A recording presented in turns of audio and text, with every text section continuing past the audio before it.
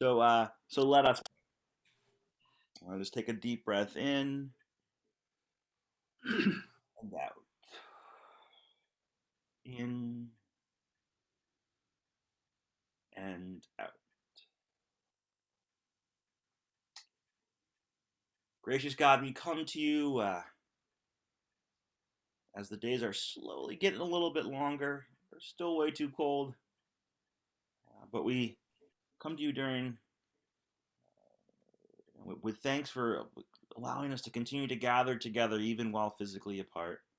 We give you thanks for the wonderful conversations and community building that's happened over the last number of weeks on and during this course, and we ask that you continue to guide our conversations this night as we seek to reclaim the scriptures, as we seek to continue to develop a consciousness of welcoming and celebrating everyone, no matter their sexual orientation or gender identity or gender expression. Um, we ask that you be with us this night, and yes, we just give you thanks for the gift of community. In Jesus' name we pray. Amen. You have one more person popping in here. See who that is. R. Don't recognize R. And then we'll get started. The little dots are moving. Yeah. All right. Well, we'll see. That looks like someone's having a little bit of trouble coming in. But anyway, welcome, friends. And so I guess a couple folks weren't here for the last section, but um, last session we talked a lot about looking at the scriptures kind of through the lens of gender and sort of a feminist womanist perspective, especially. I hope that we both in my mind, I think we both kind of uncovered some really wonderful gems of texts, and also struggled right with some of the really inherent kind of patriarchy and sexism of the times that the scriptures were written in. But yeah, anyone want to have any more feedback or any Hi. thoughts from last session? They want, or anything they wanted to unpack before we get going?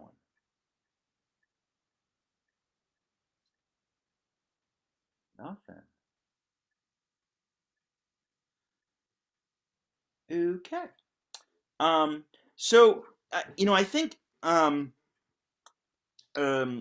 couple of just things that to to for me, the name as we enter into this conversation that is a much more around sort of gender expression and gender identity and sexual orientation in the scriptures. And that is that I think it's important just to understand the context that I'm coming at this from, and also the Lutheran Church is coming at this from. Um, if you want to know the deeper history of some of this stuff, Merle is your guy. He was integrally part of it for decades, and even on a national level. But and I can send some additional articles that have some more of this history stuff. But right, so the Evangelical Lutheran Church in America, really, as I understand it, had almost no policy around, anything related to sexual orientation until the early '90s.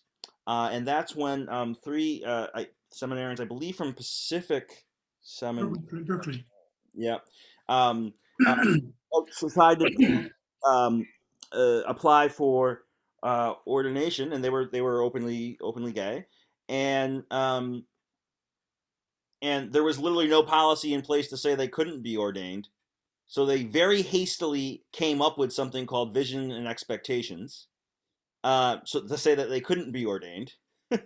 um, and even when by the time when I started some, so that's that, and then there was a major conversation that a number of folks, including folks like Merle, were involved in on a national level for even probably even before then, I'm assuming. But it wasn't until in the midst of a hurricane in Cincinnati where the churchwide assembly was. Minneapolis. Minneapolis. Okay, in the midst of a hurricane, by one vote in 2009, we adopted our social statement on human sexuality that for the first time opened the roles to rostered ministers for uh, openly openly gay LGBT clergy. Um, and so there's been a lot of learning since. I started seminary in 2010. Um, and so, I think as I've previously stated, you know, a, a, I think a lot of folks were waiting to see if that would pass before they went into the, on the regular track for ordination. So, well over a third, probably half of my class would I've identified as LGBTQ in some way. And so it was a big part of the conversation for me in seminary.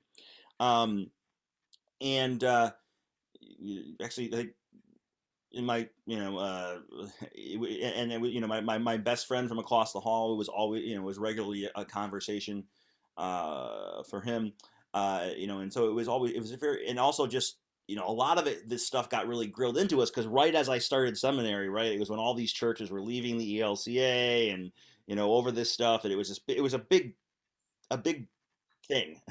And so for me, um, I'll be honest that there's sort of two different ways these conversations can go. One is that you just spend time trying to refute the very few what they call clobber passages, which are the sort of, depending on how you count them, around seven or so passages that are used, especially to kind of persecute and make LGBTQ folks feel unwelcome in churches. And we could spend hours on those if we really wanted to.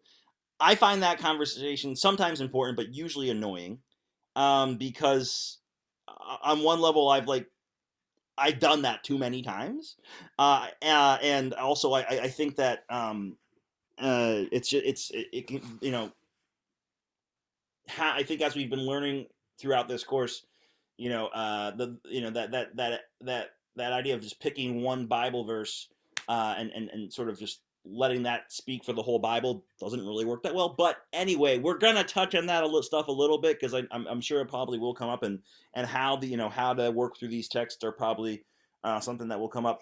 But I also want to spend a decent amount of time focusing on kind of more liberative texts and texts that are that have perhaps even positive portrayals of folks that we don't know, right? Because no, and I'll say why we don't know in a second.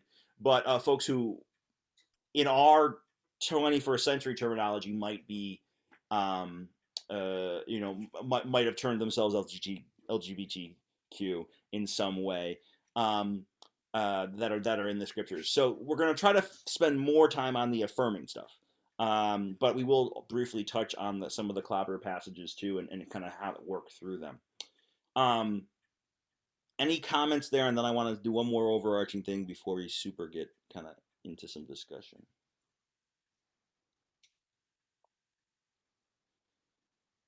Cool. And so part two is that is to say that um, on one level, in one particular, from one perspective, especially when it comes to sexual orientation, but even to a certain degree when it comes to gender identity, gender expression, um, in a lot of the passages that we tend to think of, really don't directly speak to those things, in a way, because those are constructs that are pretty recent to human history, right? Um, so one of the texts I sent y'all. Oh shoot, I had it pulled up so I could remember it exactly, and now I no longer do. Oh yeah, there we are. Right, the term itself, homosexual, was not coined until 1869. So any translation of the Bible that uses that word to put in the mouth of people who like wouldn't have had that quite that concept thousands of years ago, right? There's something that's not it's just not quite the right it's not the right translation almost, well, really ever.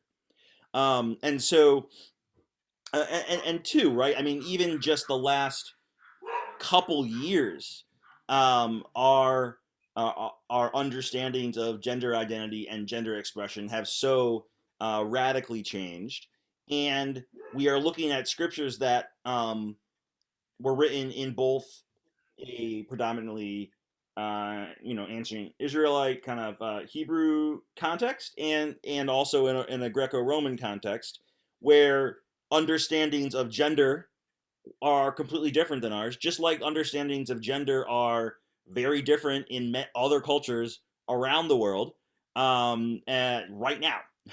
Right, so there's a lot of different levels of translation that need to happen when we're talking about these matters. Um, and when we're looking at things from a historical perspective, even even just within just the United States of America, right? Just how different our concepts of gender are has so rapidly changed, and so that's just a big thing to think about, right? The great example is, right, what color do we associate with boys in the United States of America? What color? Blue. Blue. What color do we associate with girls? Pink. Right. And that all comes from post-war marketing, and probably right before, if you look into the very early 1900s, boys only wore pink, and a little bit before that, young children before they hit puberty weren't really thought as gendered at all in some ways, right? So it's changing all the time. Um, those are some of my, I guess, prefaces before we even just dig a little bit deeper into the conversation. Any comments on any of that? And by the way, since we do have Merle here, who I know is an expert on these things, has like taught college level courses on some of this stuff. Merle, if I say something wrong, just interrupt me, and that's fine. um, I wanted, and then anyone does. So, Amy, were you trying to get in? yeah, there is a woman named Kathy Baldock who's working on a movie right now. I think it's been released, but I'm not sure how widely or where. It's called 1946, and it unpacks the scholarly research that she and at least one other person, theologian, did. And they found that the word homosexual wasn't added to the Bible till 1946. And there was a controversy about it, but it stayed. So, not only wasn't there the word before, but it was the middle of the last century before it even made it into the Bible. And now it's treated as if it's always been there and always said that. That is brilliant. I hadn't even heard that. Wow, that's super. Thank you, Amy, for that. That's a new one for me. That's one thing I love about this particular conversation is I think there's so much scholarship that is really breaking in right now, like literally right now, and so it's a lot of really new stuff, which is really exciting. Any other comments or thoughts from what I just said, or did what I say make sense? When we start talking about like social construct and stuff, it can sometimes get a little confusing. Cool. All right. So I think let's just start by doing kind of a temperature check where of where we are in our current, I guess, understanding. So the focus question, and I tried to grade it kind of carefully for today, is what is your current understanding about what the scriptures say or don't about sexual orientation, gender expression, and gender identity? So, yeah, just sort of a temperature check on what you've already experienced, the good, the bad. I think it's just important for us to know what each other is bringing into this space before we get into too much more detail. I think our attitude, or at least mine, is that the Bible doesn't say much at all about it. And I really do not believe that sexual orientation is a choice. I think you are born, with a sexual orientation and you don't have any control over it. And I think what has come out of the Bible for us has been somebody's interpretation of the wording. And and the wording changes. What the wording in the Bible has changed over the, I don't know. Centuries, Yeah, translations. right, yeah. So, and I think that, yeah, you know, you don't see very many women writing the Gospels unless you know, go into the Gnostics or something like that. But I just think that yeah, well, that's where I'm at, Joe. You know, it's too bad we've come at this century and we're having this kind of discussion and argument about this kind of thing. I think that yeah, right. And it's sad. Yeah. I want to refocus. I'm not quite asking where are you at. I mean, that's important too. Yeah. I'm also asking, like, what have been your experiences that you feel comfortable sharing? You know, because I want to make sure we're honoring that. Because sometimes it's maybe been fairly traumatic, or maybe you don't want to share that too. But I want to be able to just make sure we're kind of honoring where folks are in some of these things, or what they've experienced in some of these things. Excuse me. We have a gay grandson. Yeah. And so we have a gay niece too. So we're. And as very active Catholics, that must be interesting. Well, our niece, who's gay and she's married to her partner, they're no longer practicing Catholics. They do have a church that they go to that they become involved in, and it's open. And I'm not sure if it's like I'm not sure if it's like a non-denominational church, but it's they have a church that they go to. And our grandson does not go to church either. No. Mm-mm. Okay. Anyone else want to just share a little bit about your upbringing, or you know? Yeah, being a gay woman, I have had many experiences, mostly poor, of people throwing the Bible at me, not a verse in particular. I've sat and asked them, like, can you show me, what in particular you're talking about, or, but just throw the whole entire Bible at me, saying that I'm a horrible person, I'm wrong, I'm going to hell, and I'll be damned forever because of a life choice that I made. Something I didn't choose, and but that's just kind of my experience so far with it.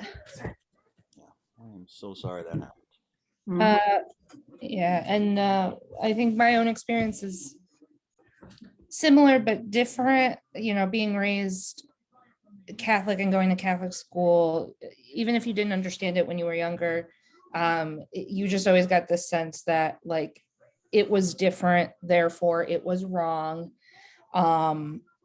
As I hit like late teens, I struggled a lot with internalized homophobia, because I was repressing so much of who I was, because I felt like it was wrong, because that's what I was being told, and I was going to disappoint people. And then I sort of started to accept myself, and I came out, and I thought things were going to be okay.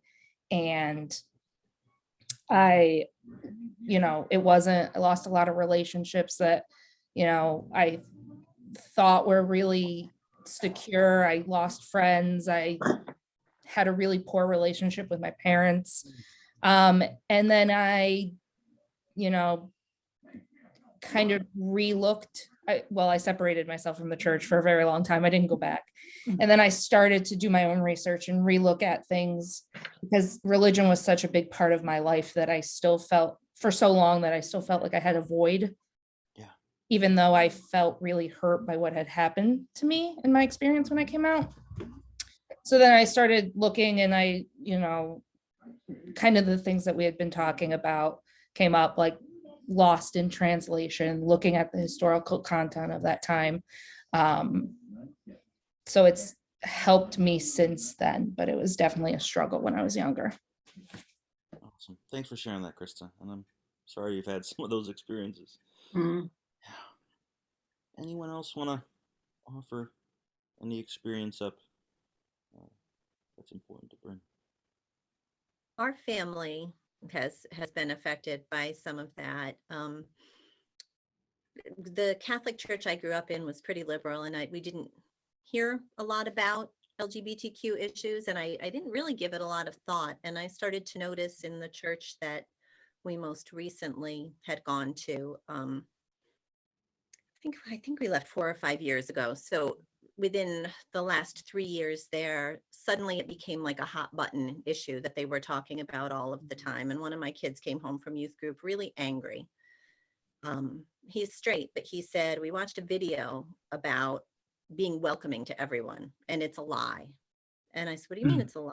He said, it's a lie because if you're not straight, you're not welcome. You know, you get 2 choices. You could change or you could leave. And statistics say, I can't remember what the statistic is out of 10, at least 1 out of 10 people is LGBTQ. And so he was saying statistically, there's a good chance that a number of people in that room are affected. And he was so angry. Mhm.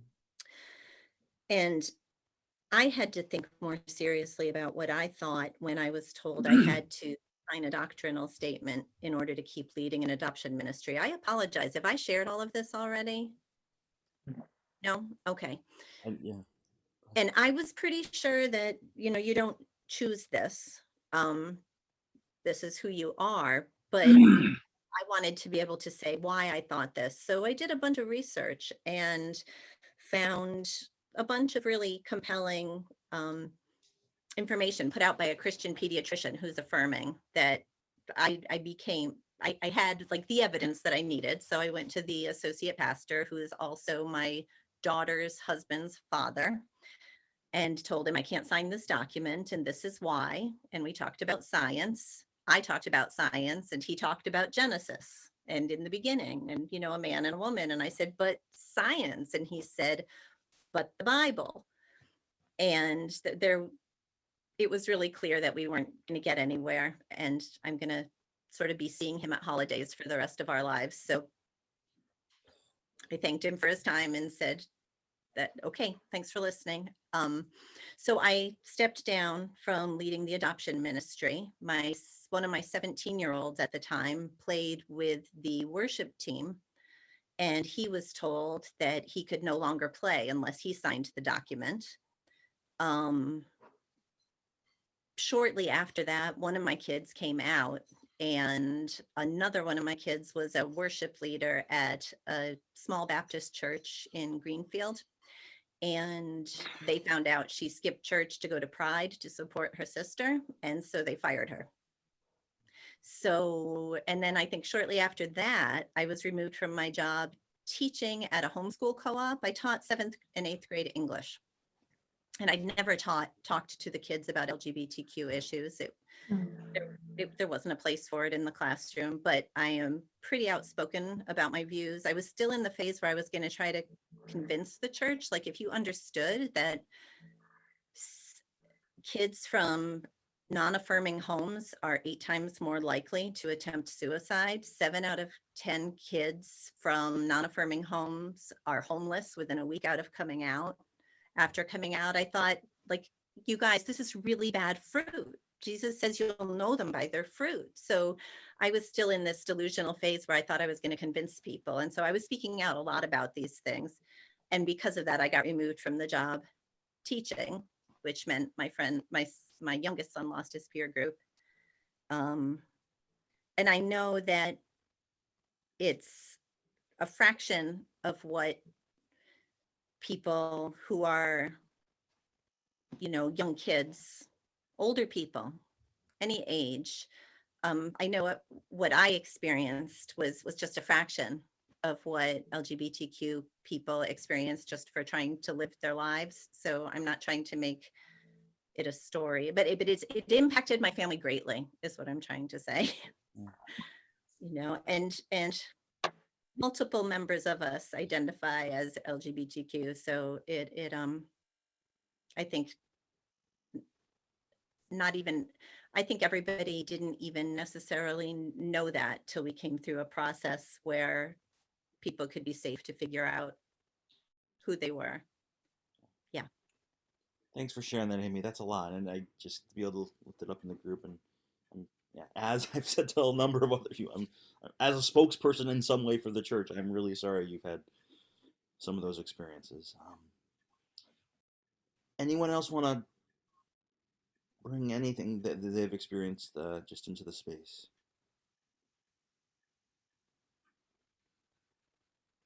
Okay, I'm waiting for my wall clock to ding. Okay, we're talking.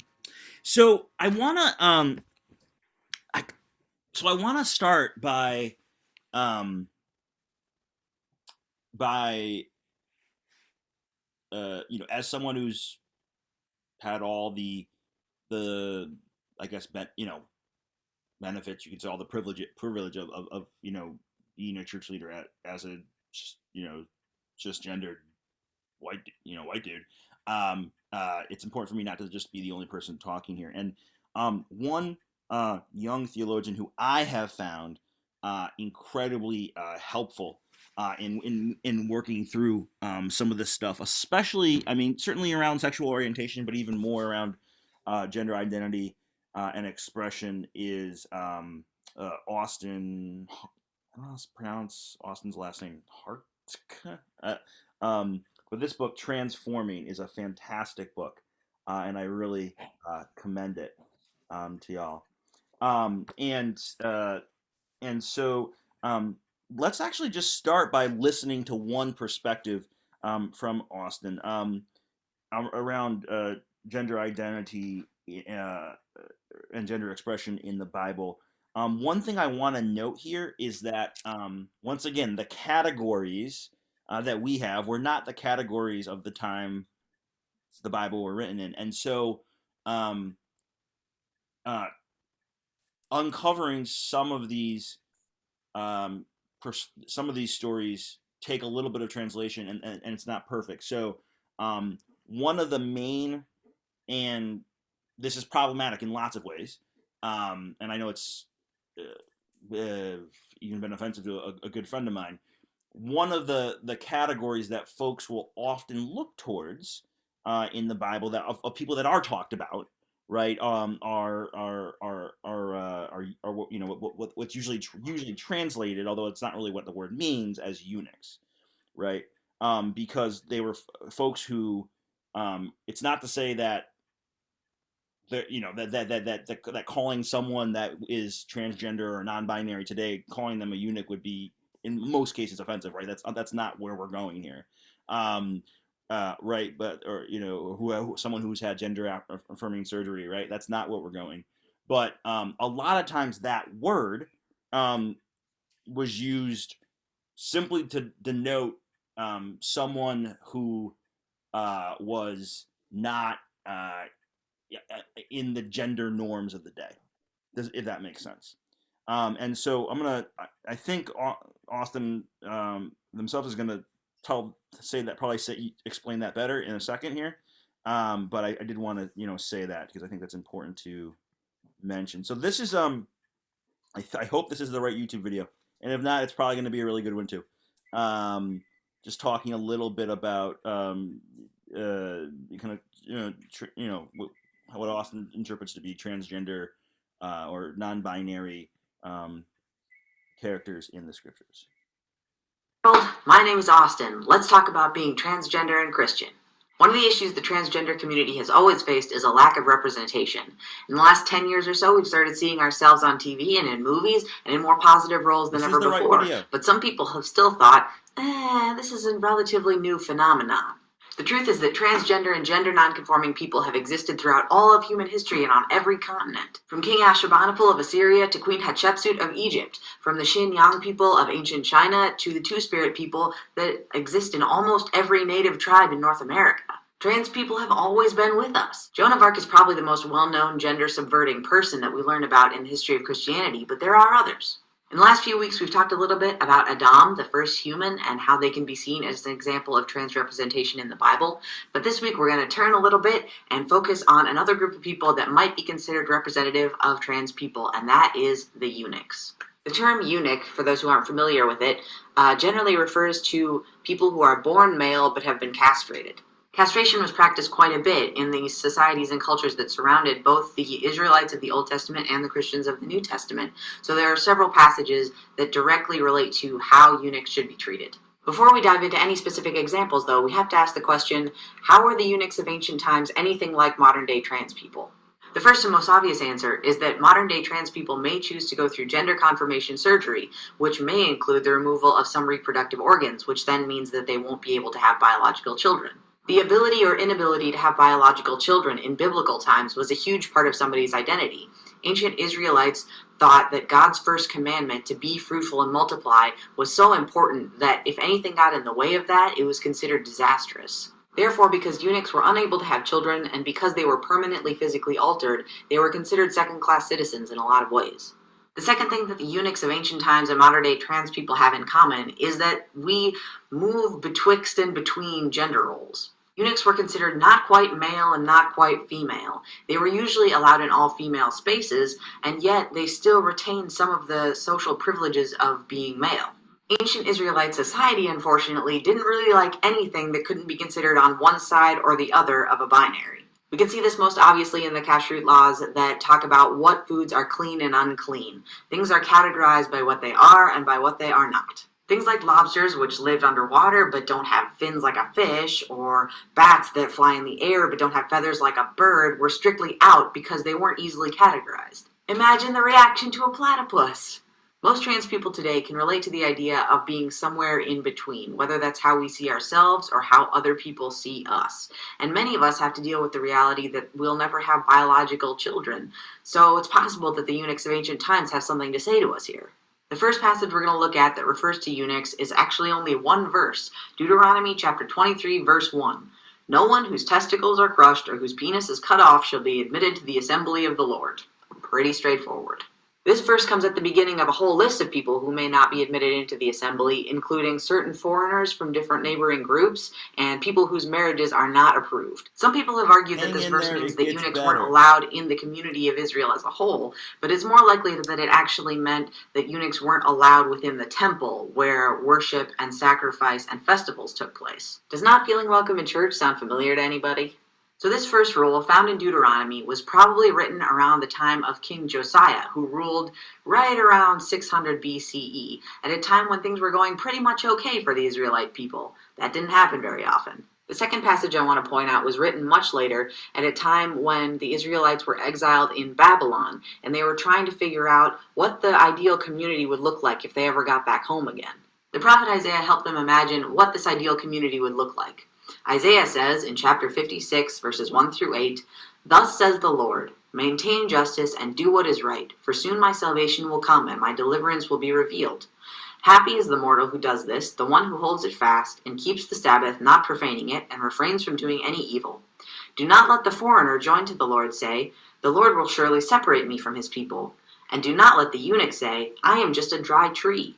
For thus says the Lord, to the eunuchs who keep my Sabbaths, who choose the things that please me and hold fast my covenant, I will give in my house and within my walls a monument and a name better than sons and daughters.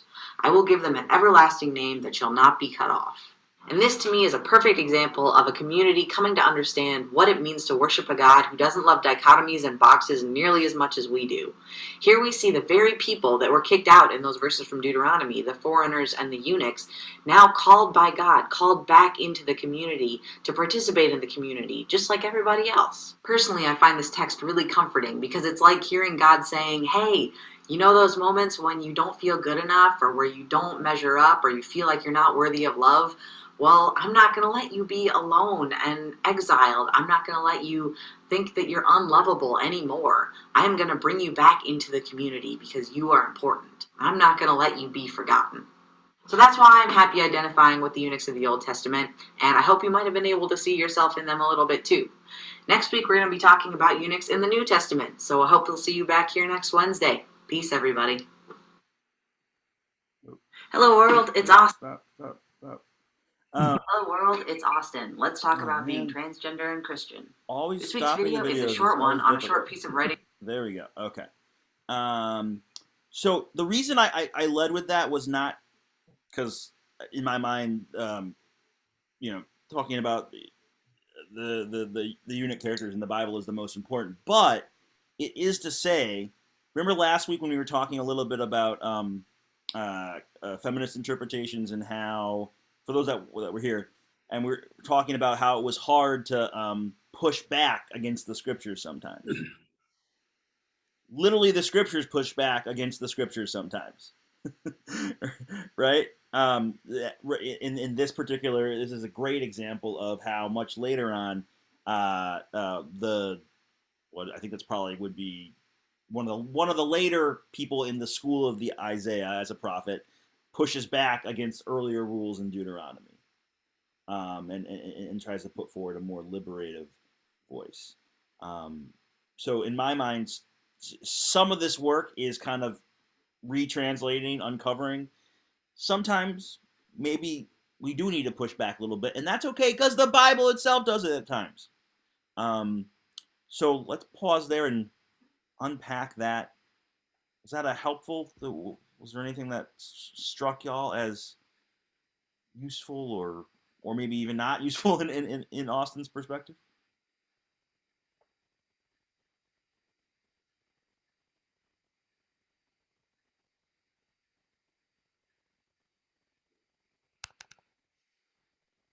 Quiet crew tonight.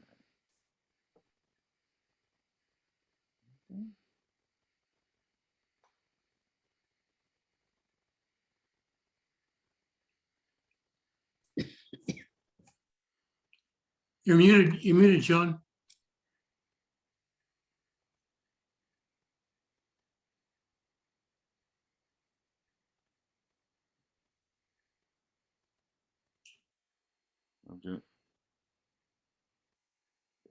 June's having a little bit of. There you are. Go ahead. Okay. Could they hear me? You're Yep, unmuted. we can hear you. You're unmuted. Oh, okay. I don't have anything to say really. Oh, okay. I think that it's a very affirming, the Yeah. passage that he read, that they are to be included, they are to be loved. I agree with what he had said in terms of, being welcomed, into the religions and to the churches.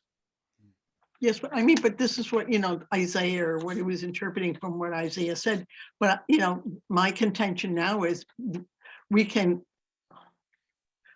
society can say, fine, come on in, come to church, but they're still treated as second-class citizens. This is what I have a terrible time with. Even within our church. There is, and I'm always arguing there, but it is when do we stop treating anybody like second-class citizens? It's a really good point, and I'll pause there. Krista, you look like you're like, are you gonna go? Go for it, Krista. Yeah. Exactly called it. Yeah. I was just waiting for Pryor to stop being loud. He was stomping over there. I think it's like really important, especially since, like, for myself, I struggled for a long time to try to find where I fit into everything, to kind of be able to understand the history and the context, and knowing that, like, the words we use now are modern words, but the concepts have been there forever. Members of the LGBTQ community have existed for as long as humans have existed, but we use different words. We didn't have the language we have now. So I think to a lot of people, it's not very visible in ancient literature, not necessarily just the Bible, but in ancient literature, because they're not being described or labeled the same way we would describe or label members of those communities now. And so if you understand that, then it makes reading some of those harder passages, or just reading the Bible in general, knowing the original translation might be slightly different, or maybe those people would identify in the LGBTQ community now if they live now in modern times. Right. By the way, don't feel bad about Pryor. It's a lot more joyful than my wall clock or my dogs, for instance. So don't worry about it. Pryor is. I'm very happy Pryor is here. Yeah. No, I really appreciate that, Krista. I think one thing that I'll never forget in seminary was when we were doing like the New Testament in our intro to New Testament class on and like there was the one day when we were really talking about sexual orientation and the scriptures in that class. My really good friend Moose, who would identify as gay, when the New Testament professor did the same little prequel that I said about like, oh, the scriptures really don't say anything about homosexuality or whatever. I think that was the term he used back then. Moose really pushed back and he's like, we've always been here. And so which is true. And also what the professor was trying to say was the terminology wasn't there, right? Not that people weren't there, but Krista, yeah, I really appreciate you lifting that up. That's really, really important. So thank you. Anyone else have any other comments before we get into some really fun stuff in Genesis? I've just heard a lot about Austin's work from the mama bears. I'm on a couple of mama bear groups, and so it was really nice to get a chance to see Austin. Yeah. And Yeah. to hear that. Thank you. Yeah, it's definitely Austin, and there's a huge playlist of like, everything Austin does like a weekly, vlog sort of thing. Yeah, this book's pretty new. It just how old is it? But I found it really, really helpful. 2018, so it's it's a pretty recent thing, Transforming. So I recommend it. All right, so let's look right at Genesis for a moment, and then we're going to get to Joseph, who is one of the my favorite characters in the whole Bible. And then but let's start with Genesis. If you want to open to Genesis 1.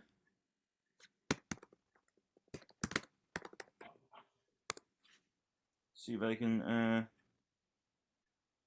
know we've been doing a lot of Genesis in here, but one more little go. So, and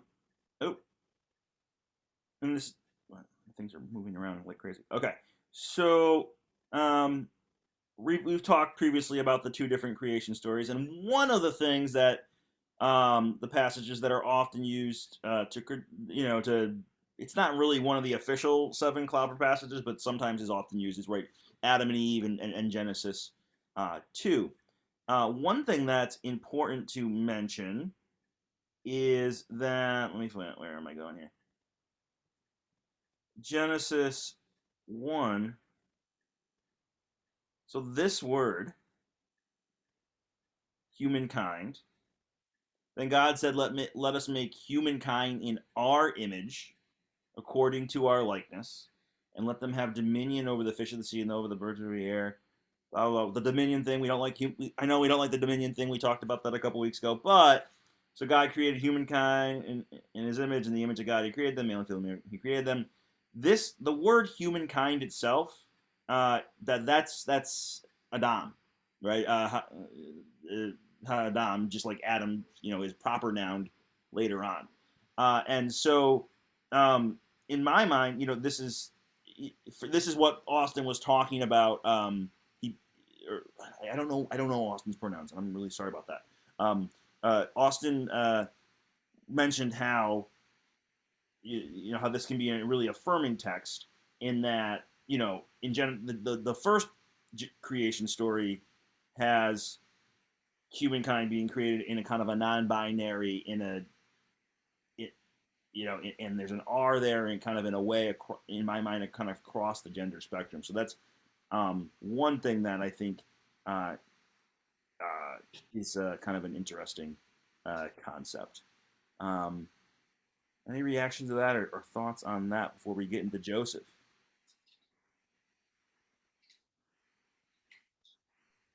I kind of find it interesting that the text you have up says humankind, and in both of our versions, it just says man. So it's like, it's like Oh, just yeah. more, yeah, and it's just more, it's like whatever version you're looking at. If it's Right. using different words, Fire. then it could be potentially someone's fuel for their fire if they're using it against people too. Like this says man. So if they're taking it literally too. Yeah. Well, I mean, and I mean, that. So this is another example. We listened to Dr. Will Gaffney last week briefly say, "Hey, actually, the more literal interpretation is the more feminist." Right? Here's another example of this. Right? Like if humankind is being created in the image of God and male and female, then it doesn't mean just man. like the literal. What's more literal, right? So it's kind of just that's just an interesting thing. Anyone? I think we got to realize that up through probably my graduate school days, the word man was seen as generic. Right. That's really important too. And now with a new awareness in my profession, if you use man generically, you're really strongly criticized, and some publisher won't publish you. Right. So the kind of evolution of awareness of the nuances of language, have shifted. And it's older, King James or whatever other version of scripture, or maybe NIV, will continue to use the kind of ideologically want to continue to use the man generically. Yeah. Right. Yeah. It is kind of more. So I think, we talked about that before. So the shifting translations reflect, continuous understanding of, the elasticity of language. Yeah. By the way, and it's not just older stuff or whatever. Like so, Emily, you'll like this one as our worship and music chair. So, right, we've been using Trinity's more kind of reformed Eucharistic part of the liturgy for quite a while now, and we're about to shift into Lent when we're gonna shift back to kind of more of one of the settings in our Lutheran hymnal for a while, and then we'll go back eventually, right? Right, the holy, holy, holy, like the thing that you sing or say, kind of while in some ways it thinks about like God is becoming present in the meal. It goes even in our ELW, which was I think published in 2006. Blessed is he who comes in the name of the Lord, Hosanna in the highest. And so one thing that I think is really important is that we're making sure we're saying blessed is the one who comes in the name of the Lord. It's not even saying that it's not that God is coming in some way, in some non-gendered way. And right, we've talked about how a lot about how folks, especially our children, but anyone, over and over. That's something that in theory is said every week in church.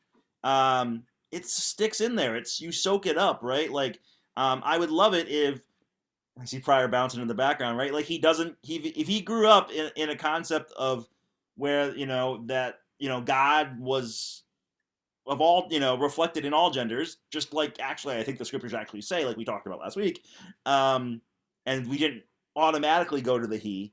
That would be a really important thing in my mind. Like I still need to like he myself when I'm talking about God, just because it's what I experienced for pretty much until I went to seminary, and that's even in a progressive, tradition. Any other thoughts?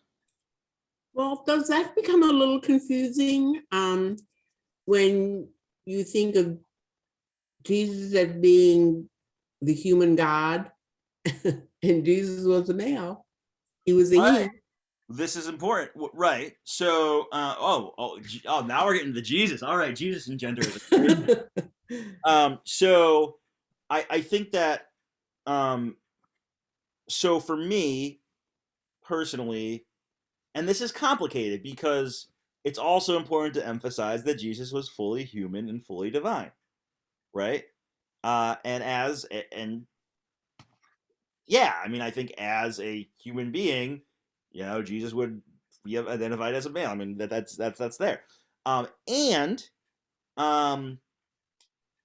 throughout the scriptures, there is a lot of, so for instance, the Gospel of John, right, considers Jesus the Word, the Logos, right? You might have heard that term, right? And I think last week we were talking about the concept of God in the Old Testament, Sophia as a feminine, right? And so there's a lot of correlation between that word logos, that is referring to like the kind of cosmic Christ in the New Testament, and the feminine aspect of God as knowledge, feminine knowledge in the Old Testament. And so when you think about Jesus in sort of the cosmic way beyond his earthly ministry, there are feminine aspects of the second person of the Trinity, if that makes sense. That might have got really heady. I'm sorry if it did. Oh, that's fine. And you know, I think one thing that is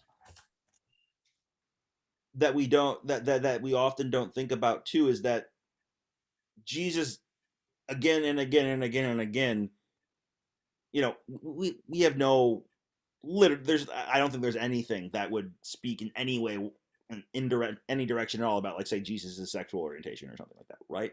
But we know that over and over and over again, Jesus did not conform to the gender norms of the day in lots of ways, right?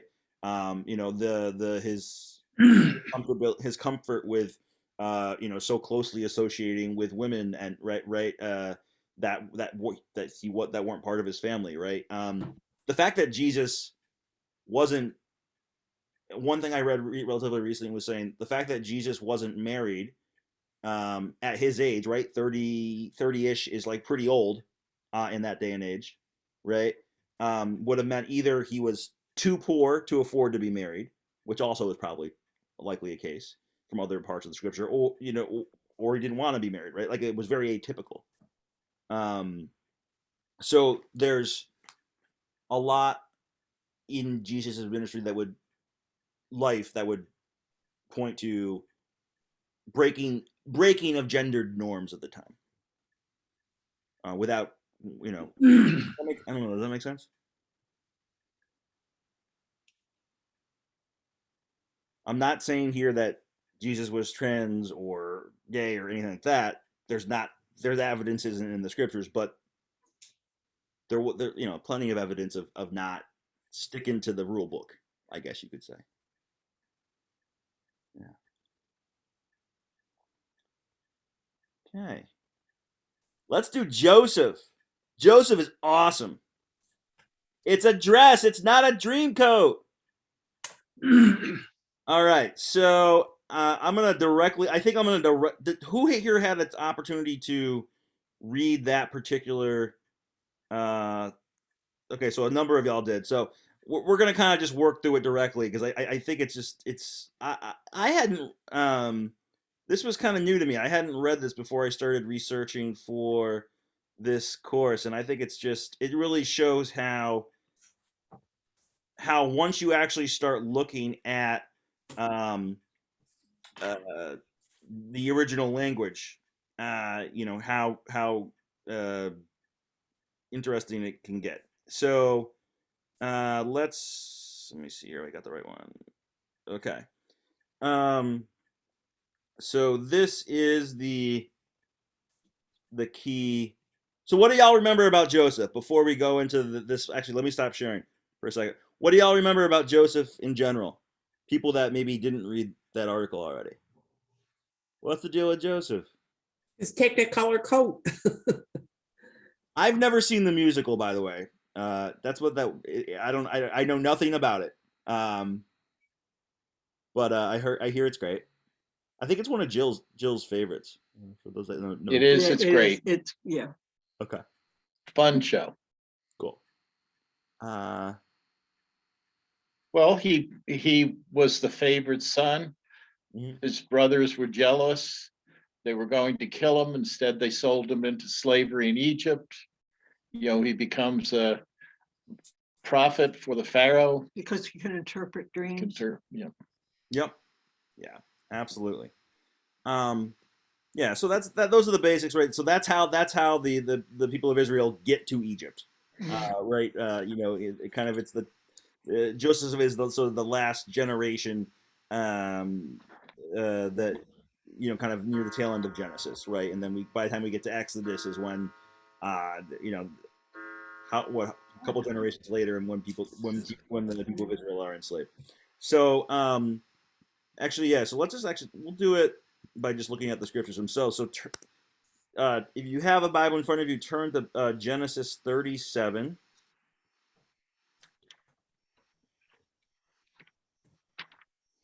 And would someone be willing, and maybe it's a different version, that'd be kind of interesting, if y'all would be willing to read Genesis 37, 2-3, either on your screen or in your Bible, if anyone would be willing to do that. I want to take a break from my voice, just pull up.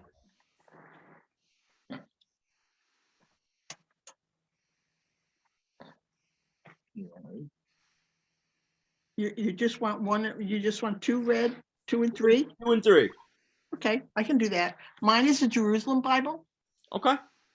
I don't usually use this, but I happen to have it. I have a lot of Bibles. This is the story of Joseph. Joseph was 17 years old. As he was still young, he was shepherding the flock with his brothers, with the sons of Bilhah and Zilpah, his father's wives. Joseph informed their father of the evil spoken about them. Verse 3. Yeah. Oh, verse 3. Okay.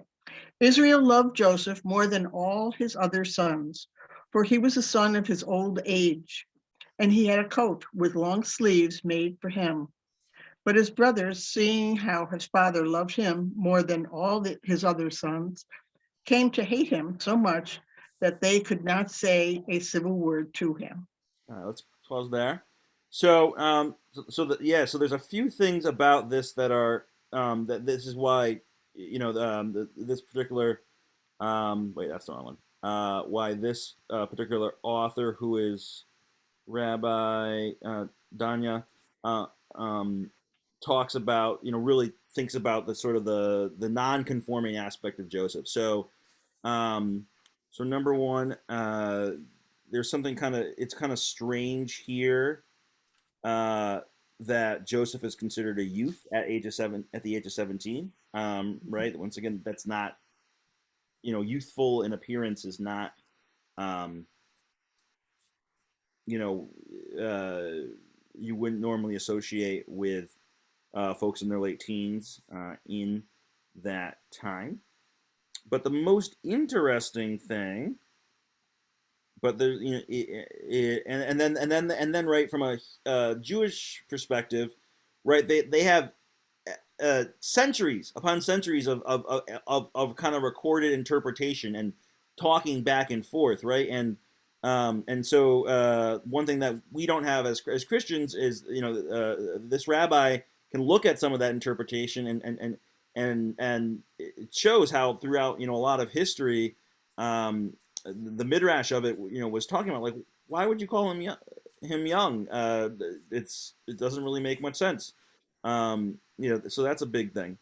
So, and then there is a lot of midrash that talks about that term youthful maybe meaning a pejorative, sort of like touched up his eyes, kicked up his heels, fixed, sort of a, you know, sort of a gender presentation sort of piece.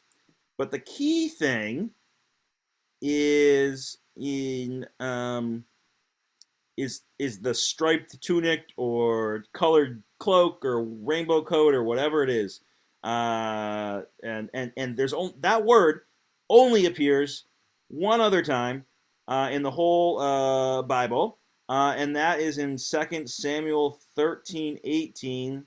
Let's look at that. Samuel. Mm-hmm. 2 Samuel. Okay, he's got it. Yeah. You know, she was wearing a long robe with sleeves. Yeah. the virgin daughters of. Yeah. So this is our NRSV. Does anyone else have a different translation of this long robe with sleeves?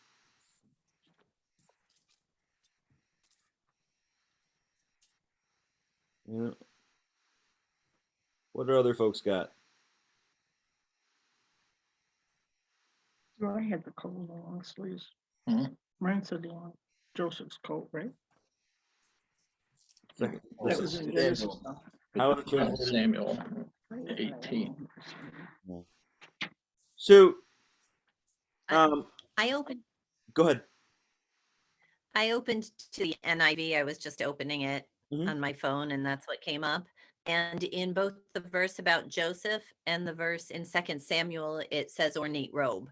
It describes them both using those terms. Ornate robe. Okay. Yeah. So this rabbi is um, translating the Hebrew like this. She was wearing a striped tunic, for maiden princesses were customarily dressed in such garments. Um, so, uh, in all likelihood, it sort of means like dainty virgin dress or something like that. Is one stripy princess tunic, princess dress. Yeah, this translation says it was the kind of garment the 18, I think. king wore. Say that one more time, Amy.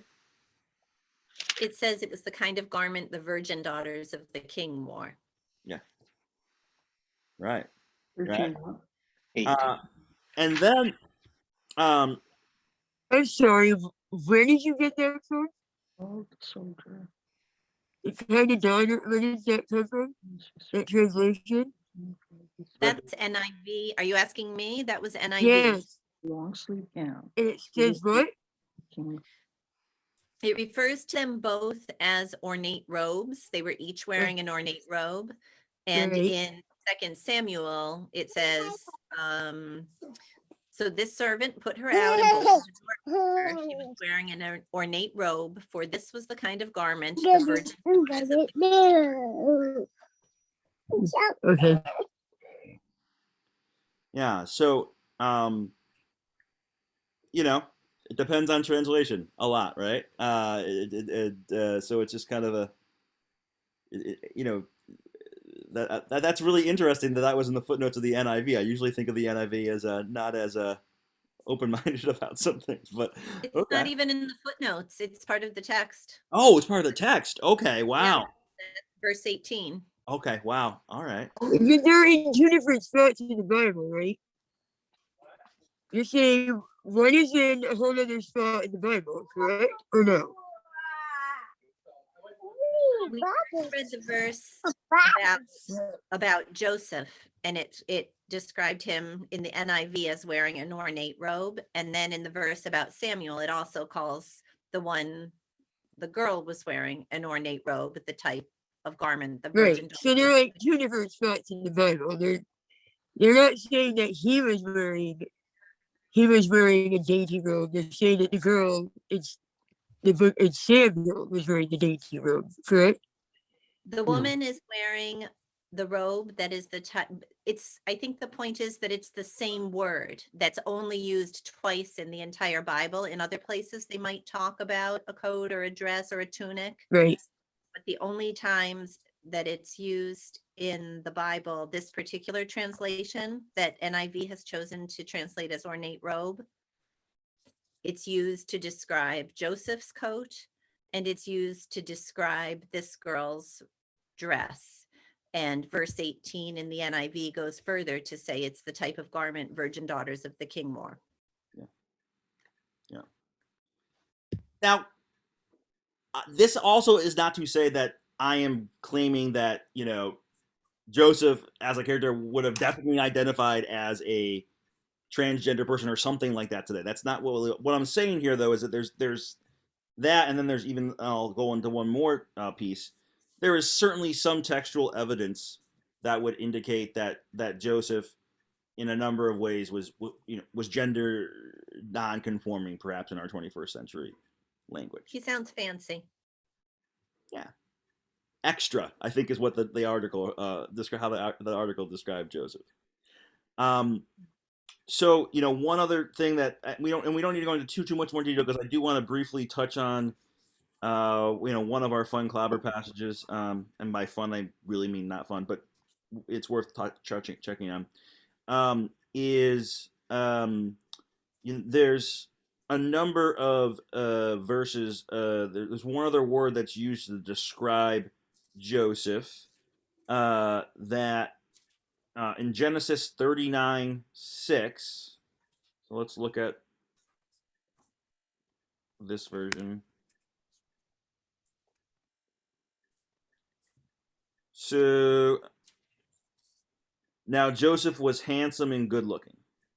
The word that is translated handsome and good looking in a number of instances, including in the only other time, so that's the only time someone who's characterized as a man, or quoted as masculine, it's the only time that word is used to describe a person in the Bible. And in Genesis, in Esther, in 1 Samuel, that word is often translated as shapely and beautiful. So there's another example of, right, where when you really dig into some of the Hebrew and compare it, Joseph was really pretty. I guess my problem is you're applying our concept of beautiful and handsome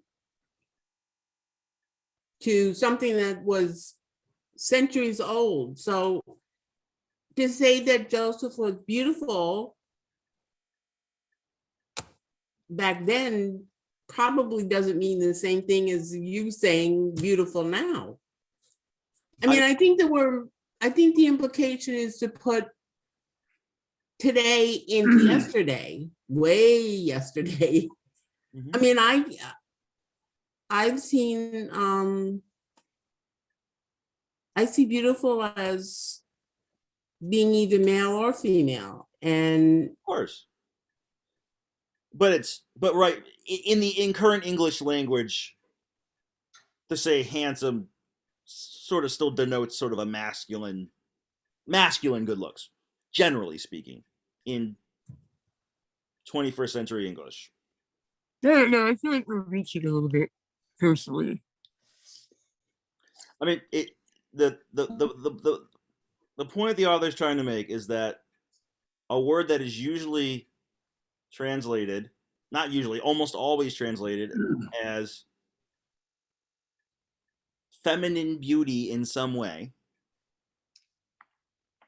is also applied to Joseph, and only here is it usually translated as well built and handsome.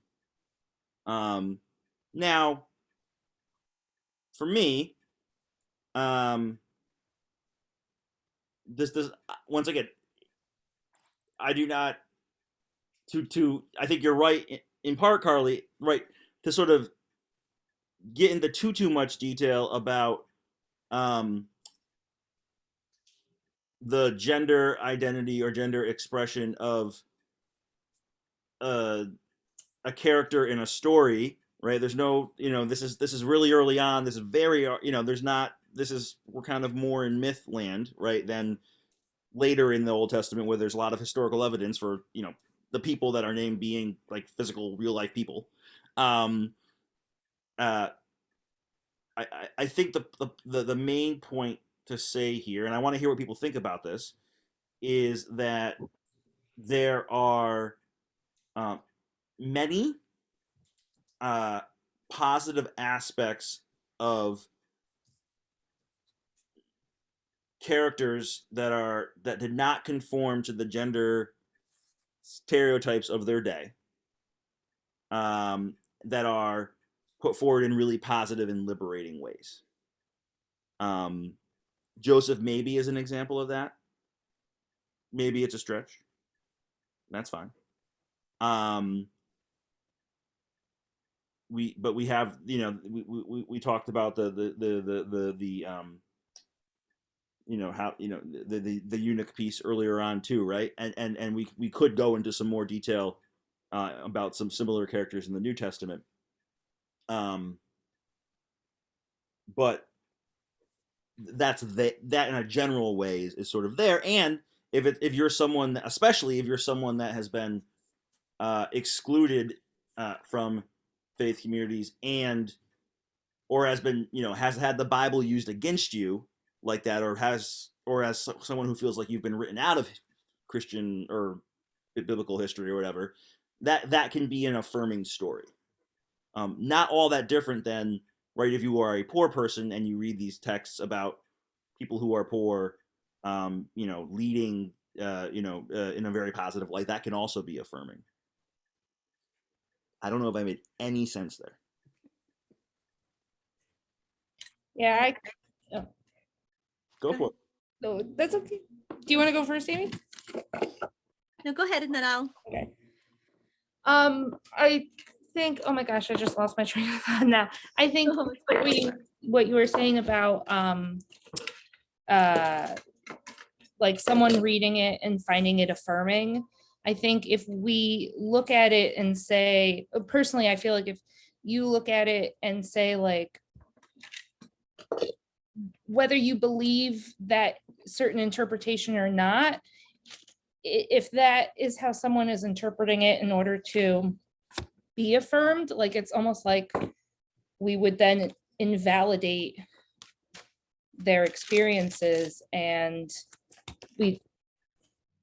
I totally lost my train of thought, but like, if someone is interpreting it as possibly that there was a possibility that Joseph could have been in the LGBT community, that then opens up the door for people who feel left out in the faith community to be able to identify and maybe find some meaning in that. And if we say there, we could be invalidating other people's experiences and ability to relate and be a part of our community. If we start saying, like, that interpretation might be a stretch, not that it isn't, but it allows someone else to feel connected to the Bible. That's how I feel. That's how I feel. Yeah.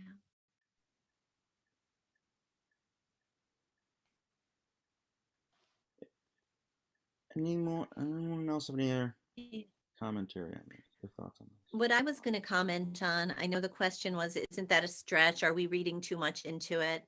And I went back to the article that you sent us by the rabbi. And I think what stands out to me is that's not our interpretation. Like, we want to see Joseph as an LGBTQ person, so we're looking for it. It strikes me from what the rabbi breaks down as she's reading the original language. And I think the translations that we have that say that Joseph was handsome and well built, so we think of him as hunky, that's reading our modern sensibilities into it. But if you go to the original Hebrew, which she does, the same word is used for Joseph that's used for Rachel, that's used for a maiden, that's used for a woman, which means shapely. And I don't know what's used to describe other men in the Bible. At some point, David is described as being handsome. Maybe it's a different word. But if it is indeed a word that's typically used to describe women as shapely, and it's used for David, maybe that's not us reading into it, but that's telling us something about David. Anyone else have any comments on this? Any thoughts on this? Some of this too really gets an even deeper question of, like, what are you actually reading the Bible for? Right? Like what is, is it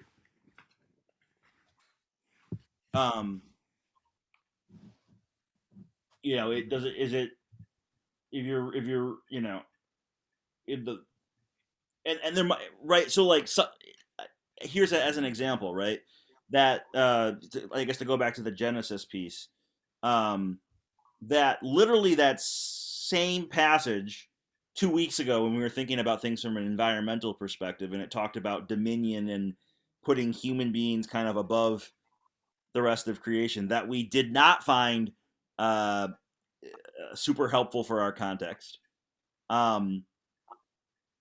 For from a the perspective of that we're talking about today, like that's literally those same passages.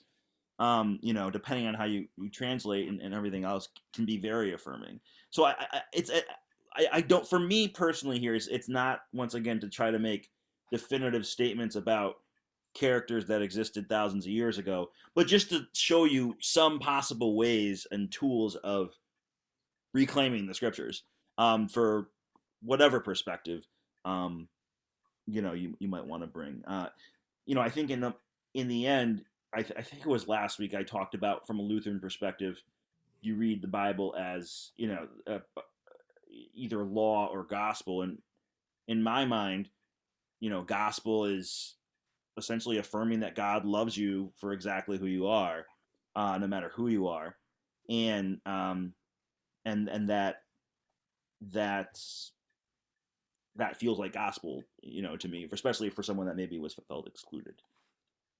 I think what's helpful is to realize that rabbis don't just look at the original scriptures. They Right. look at the scripture and through a process of interpretation. So midrash is an ongoing interpretive tradition where they quote other rabbis and see the continuing discussion. So it's not just kind of looking uniquely and specifically at a verse or a word, but saying, how has the rabbinical tradition commented upon this over time? So that I think we have our own ways of doing it in the Christian tradition, but the rabbinical tradition is never looking at the scriptures nakedly, but in the context of an ongoing conversation. Yeah, that's a really, really helpful point, Merle. Yeah. Because as we've grown in kind of some of our interfaith commitments, and I'm certainly very dear friends with our two local rabbis. I forget the website, but it literally charts like thousands of years of commentary and back and forth over the course of history of different rabbis and different commentators, not just responding to the scriptures, but responding to like some other commentator from 1,000 years ago, like now, and like it's like this web of meaning making that I find incredibly beautiful. I can't remember the name of the website, but it's essentially like the Wikipedia of like Talmudic or like rabbinical midrash, and it's just oh my god, it's just and very like meticulously cataloged and like linked to each other, and so it's that's a really good point. It's citing some voices in thousands of years of midrash of commentary. By the way, I'm sure there are other voices in that midrash that this rabbi is not citing too, right? That's all. I'm sure there's plenty of other. Yeah. Yeah. So, yeah. Oh man, I don't know if we have time to do Sodom and Gomorrah. Jeez. Well, geez, in 7 minutes, I don't think we could do it justice. But so that is one of the main clobber, 7 clobber passages. I think maybe what we'll do is just very quickly in our couple remaining minutes here, look at not the Sodom and Gomorrah story itself. Well, I guess we could very quickly. And then, but once again, we could look at just to the Bible itself to tell us what that Bible verse is about. And so there is, I guess, it's kind of a quick trigger warning here that, this passage does have Quite a bit of sexual violence. Depravity of Sodom. The two angels came to Sodom in the evening, and Lot was sitting in the gateway of Sodom. When Lot saw them, he rose to meet them and bowed down with his face to the ground. He said, "Please, my lords, turn aside to your servant's house and spend the night and wash your feet. Then you can rise early and go on your way." They said, "No, we will spend the night in the square." But he urged them strongly, so they turned aside to him and entered his house. And he made them a feast and baked unleavened bread, and they ate. But before they lay down, the men of the city, the men of Sodom, both young and old, all the people to the last man, surrounded the house. And they called to Lot, "Where are the men who came to you tonight? Bring them out to us so that we may know them." Lot went out of the door to the men, shut the door after him, and said, "I beg you, my brothers, do not act so wickedly. Look, I have 2 daughters who have not known a man. Let me bring them out to you. Do to them as you please. Only do nothing to these men, for they have not come under the shelter of my roof." But they replied, "Stand back." And they said, "This fellow came here as an alien, and he would play the judge. Now we will deal worse with you than with him." And they pressed hard against the man Lot and came near the door to break it down. But the men inside reached out their hands and brought Lot into the house with them and shut the door. And they struck with blindness the men who were at the door of the house, both small and great, so that they were unable to find the door. So right, this is where we get that word sodomy, which is not a great word, not a great word in any way. But and we'll talk about why in a second. But you see, there's horrible aspects of this passage in a number of ways, right? Not just the violence against sexual violence against these two angels, or maybe a better translation is messengers of God. I don't know if necessarily they would have been angels in the way that we picture people with wings and stuff, right? Messengers of God is probably a better translation. But and obviously it's horrific that Lot's like, "Oh yeah, here's my daughters." But and so this has been often interpreted, the sin of Sodom is gay sex, right? Supposedly. But that's not even what the scriptures say is the problem with this. Let's see here. Yeah, let's go to. We have many options to learn about what the sin of Sodom actually is. So this is from Ezekiel. "As I live, says the Lord God, your sister Sodom and her daughters have not done as you and your daughters have done. This was the guilt of your sister Sodom. She and her daughters had pride, excess of food, and prosperous ease, but did not aid the poor and needy." So a lot of what that story of Sodom, in my mind, is about a city that just treated people really poorly, that practiced really, really, really, really horrible hospitality, right? And there's other examples from Isaiah and a number of the other prophets that say something similar. And so to me, there's a lot of things that are heartbreaking about that passage.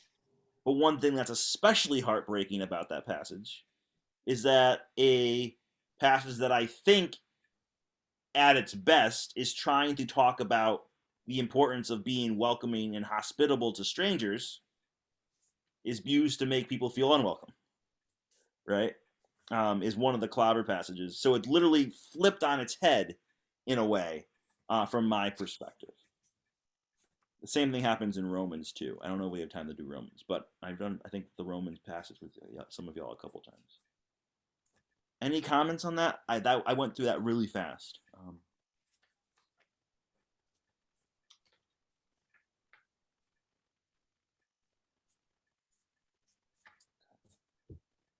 Yeah. So, but I think in closing, at least 2 of these major clobber passages I think are about not judging people and are about welcoming people, and they are instead used as some of the primary passages to make people feel unwelcome, and leading to all the horrific things that Amy was talking about the percentage of youth that are from non-affirming households and homelessness and all sorts of stuff. So I think it's really indicative of, it shows how translation really matters. conversation around these things really matters. And yeah, I don't know. Any other thoughts, or I hope this was eye-opening, perhaps at least a little bit, or some food for thought.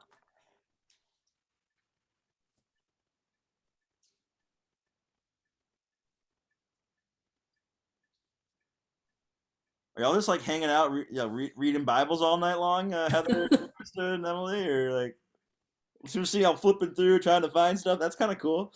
I think Kelly Krause's that you had us the queer theology that the paper that she wrote was excellent. I mean, I learned a lot from that. Yeah, that's a really good one. It's a little bit. It moves a little bit in kind of an academic perspective, but I find it really helpful. And yeah, there's a lot that I didn't have a chance to. I touched on a couple tiny things it touched on, but yeah, that was an excellent piece. Yeah. I want to add a slightly historical perspective in terms of the Lutheran moving in 2009 to make an affirmative statement concerning gay and lesbian sexuality, and that is they chose two biblical scholars, Lutheran scholars, that presented alternative perspectives, and they recommended that congregations and persons coming to the assembly as well, deeply study both of those perspectives. And when they made the resolution, which passed by the precise number of votes required to pass the social statement, they included that in that decision that some persons would not agree with the majority that had reached that conclusion, and that they were allowing persons that had a bound conscience, going back to a 16th century category, that they could affirm the position that they held and not be, unchristian in their perspective. So that's kind of where the last authoritative declaration made by the ELCA was that there was a majority decision that was made that the minority persons could hold their position because of bound conscience, and we're going to try to somehow live together with that degree of lack of consensus, total consensus. And I want to make one more observation about Dustin's seminary. Prior to Dustin's coming to that seminary was the most welcoming seminary for LGBT people that were being considered for ordination through an extraordinary candidacy process. And in fact, the student body president was a lesbian woman that was one of the first persons that I worked with in this process of becoming ordained before the ELCA permitted that to be possible. So it was of the several ELCA seminaries, the Philadelphia Seminary and the one in Berkeley were by far the most welcoming of persons that were non-conforming, prior to the ELCA making that declaration in 2009. So I want to just leave that as a kind of background. There's lots more history, but that's the recent history. Yeah, Merle has quite the war stories in trying to move our denomination forward. I commend them. They'll certainly reach out about that at some other point. But yeah. Well, all right. Unless anyone else has any other closing thoughts, I think we're gonna wrap for the night. My head's spinning from trying to teach this all. I'm maybe yours are too. And I do appreciate the conversation tonight, and some of the really good frank back and forth. I found it very helpful. Last week will be our last session of this particular course because Epiphany is almost over. And then the Wednesday after that will be Ash Wednesday, and we'll be starting Lent. And then the Wednesday after that, we'll be starting a new course with our Minister of Music Emeritus, Douglas J. Chilton, talking about mental health and music. And I'll also be bringing in some perspective from some of the other recently discovered kind of non-canonical scriptures as well. We're calling it My Sweet Lord. The first session's centered around that George Harrison song. That's actually one of my favorites. One of the few things me and my dad really disagree on. He hates that song. Anyway, but yeah, next week we're going to talk about looking at the scriptures from a post-colonial perspective, which is looks at in part how the scriptures have been used to support the subjugation of indigenous folks, and how we can recover some of that. And there's a lot more to it than that too. But so I really appreciate the conversation tonight. I will send y'all a link to this recording if you want to study it further. And I appreciate it, friends. Have a good night. All right. Thank you. Sleep well.